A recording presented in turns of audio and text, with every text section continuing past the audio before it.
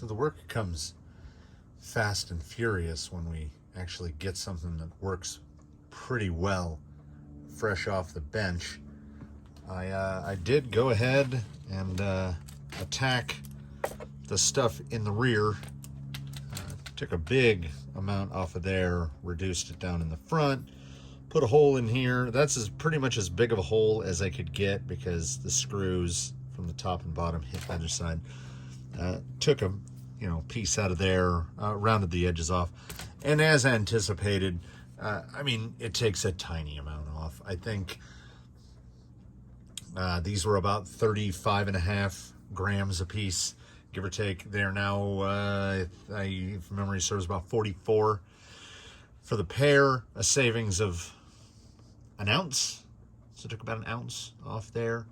The whole assembly here for the rear body mount was 105, and I took it down to 85, taking off another 20 grams.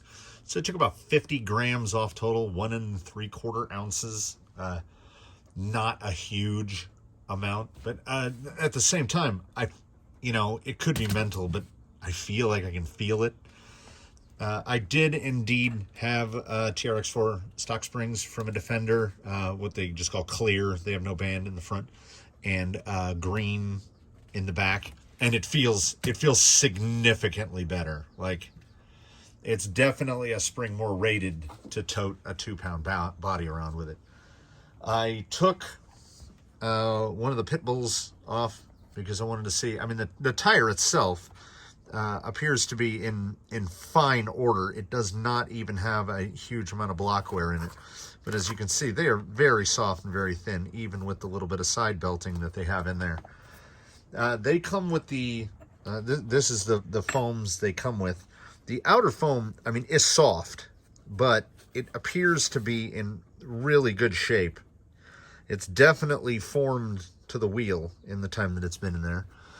This is the inner foam, and which is supposed to be the firm one, and yeah, this is the foam that's just beat. If you pinch it, it'll kind of stay in the eyeball shape. This just pops back to where it was. So I think the outers are fine. The inners could stand to be replaced, and luckily for me, I happen to have these little guys right here, which are the stock foams out of the Vanimal tires, which, I mean, I'm not going to use the tires or the wheels. So this foam is pretty firm and is pretty darn close to the same size as this beat up foam. They nest real nice right in here. So I will have to go through, pull all these rims have been on these tires for a while. They did not want to give up. Fairly clean on the inside, the beadlock ring. So I guess I could stand to port the tires a little bit more because, I mean, obviously there's no dust or anything getting through into there. That's a mirror now. Yeah, so that is next step before I can wheel it at all. The shocks still basically in their OE mounting points. I haven't moved any of those yet. And I haven't done any work on the body mounts or the side pieces for the Velcro like how the Vanimal is. I think it is something I want to pursue, but for now I'm just going to work a little bit more on getting this thing dialed in. Oh, and further cause for surprise in the stability of this, as the measured CG is not remarkably low.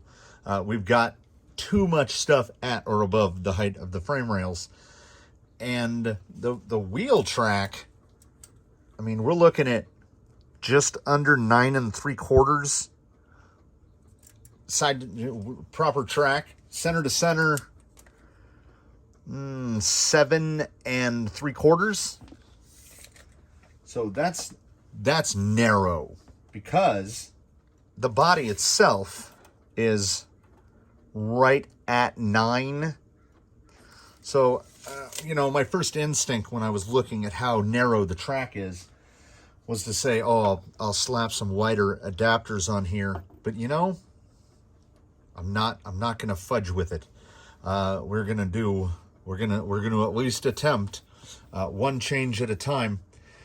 And the spring change, I think, will be significant. So I'm not going to mess with wider hexes, any of that stuff. I think it's pretty much inevitable that I get some weight here. Not a lot. Daphne the Sport just has, in terms of added weight, just has portal weights, but this doesn't have portals, so I can do portal weights. Some kind of weight here, even if it's hex weights, which are not my favorite, but I need to get some weight down as low as possible. It was a strange experience cleaning up after this because I had replaced so many fasteners putting in all this stuff that I had a pile of screws left over to where I felt like I must have forgotten to put things in. This antenna was so curved in the package, I think it's going to retain that curve forever. So I'm going to get to getting the wheels half refoamed and put back together, which I know, yep, I'm backtracking on what I just said a second ago, which is one change at a time. But these are just, like, they're done. They don't do anything. It was basically like this tire only had the big outer part, which is very soft, and it needs some kind of firm. So I think this is just gross speculation at this point, but I think they will work better with the MST inners in there. MST? Charisma, with the Charisma inners in there. You know, we got to get a little bit of every rig on here. I'm also probably going to change the rear upper links and the front link. Maybe the panhard if I have something that will fit. Just to try to, you know, take whatever grams I can and move them down. I mean, brass front links will add a little bit, but I don't know enough to even bother with it. This has the nice curvy links, which, I mean, I guess they're nice, but I've never been a fan of that front drive shaft angle. I don't like when the drive shaft sticks down below the links. The rear drive shaft angle looks much better. I mean, look at that. So I wish the front looked like that. I don't think that I got this link too long. I measured it. Anyway, I'll get on the tires and try to get this thing put back together.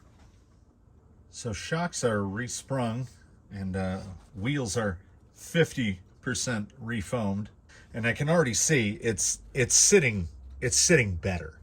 I don't think that the loss of these guys, I think these were the fronts, or the tires that were most commonly run on the front. I mean, yeah, pinched in the beadlock ring a little on that one. But these two look like this. The pair that came out of the other two tires are absolutely destroyed. Like, this has to be the rears, because the rears, you know, really wrinkle the sidewall, really bag up under heavy traction. And, like, these are shredded. So, or maybe it got, I don't know, locked in the ring and the tire was slipping and just ripped these apart. So, I mean, I can't throw things away, so I'll probably put those on a peg somewhere, even though they're demolished. It sits just a little higher. To my eye, it looks much higher on these springs because I think it was sitting right about there. I do have a little bit of preload dialed in front and rear because, I mean, if you give it a little tap, it's pretty close to down. Once again, like you can see, like that's a decent amount of flex, and that's about the flex you'll get from a 3-link triangulated front setup, we're getting, yeah, right around there. So, I mean, 100 millimeters, give or take. But in the rear, even with the anti-roll bar, I mean, that's still 3 tires on the ground. And I mean, 5 inches?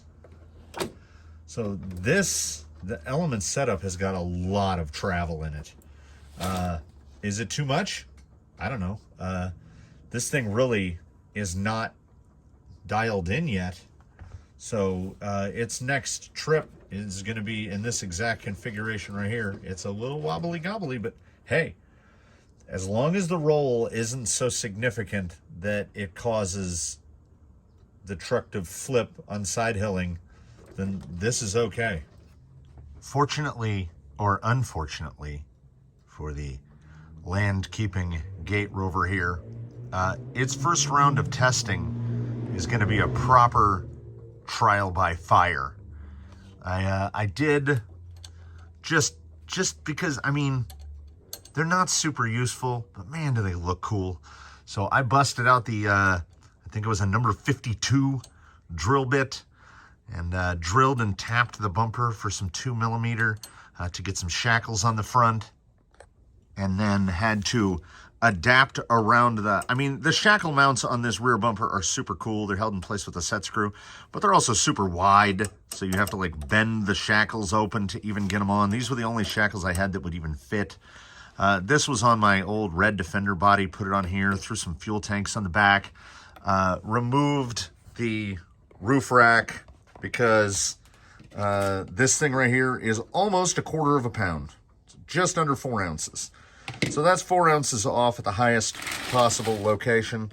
And then I think most importantly, remounted the growlers on those white Steelies, which I think look fantastic. Like, I don't think it could look any better. That's exactly what I want this rig to look like. Oh, and also pirated also on my red body, the little upgrade rubber snorkel that used to have a cool little mesh on there, but that's buried in the ground out there on the track somewhere. And underneath, largely unchanged since I last mentioned it. It was just the body work and I think a little more preload in the rear spring. And as it sits right here with these wheels and the stuff on the body, I haven't scaled it, I haven't driven it, and it's gonna get driven right now. Like when you finish this video, you can go straight into the next one. The radios for the participants are pretty much lined up. The viewer's choice 6-gate is coming up right after this one. So if you want to see how the Land Keeping Gate Rover does up against some competition, tune in for that one. And thanks for watching.